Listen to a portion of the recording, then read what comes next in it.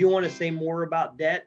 But no, seriously, the debt is what your bank is going to tell you have to insure your house for. So when people say, Leo, I just want to insure it for what it's worth, the thing to remember is you entered into an agreement with a bank and the bank said, here's 200 grand. If that house is destroyed, we're paying the bank first.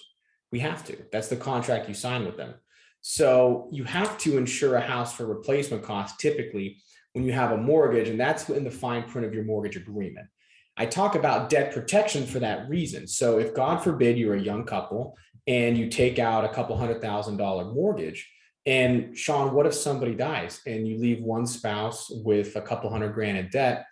Life insurance for your mortgage is designed to pay that off so the spouse can be financially whole, the bank can be whole, and you take a terrible situation and make it less terrible by at least financially satisfying the value of that loan. And a lot of times what we do with debt, we can do this. We don't always do this, but we can hold a life insurance policy collateral for a loan. So if you do have debt in that house and somebody does die, the life insurance policy could just pay the mortgage off entirely. The leftovers can go to the spouse, and then you can stay in the home and you can just continue living your lifestyle. So it's not sexy either, but that's the number one overlooked part of homeowners insurance that I don't think I can stress the importance of enough. Very, very good to know, because again, I don't think a lot of people realize that, again, most people have to get a mortgage. Most people don't have piles of cash sitting around to buy a home.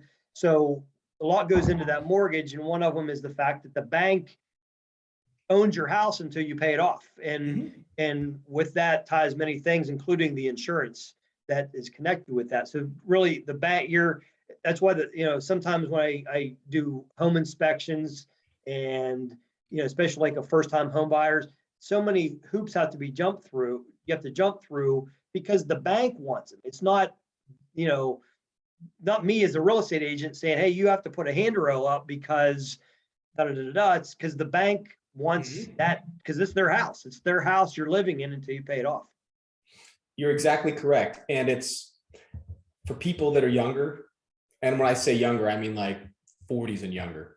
That's a very, very inexpensive policy to have. It doesn't cost you much. I did one today for 30 years and it was $23 a month. And it's like, you're right. The bank has financial control because they've got all the money. And you know what? That's fair. You enter into the agreement with the bank and you borrow and you have to satisfy certain rules. And it's just the way the world works. You're right. If I had piles and piles of cash sitting around too, I'd do it myself, but not all of us get to be Jeff Bezos, unfortunately.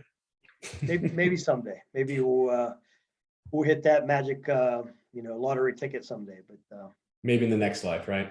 Yeah.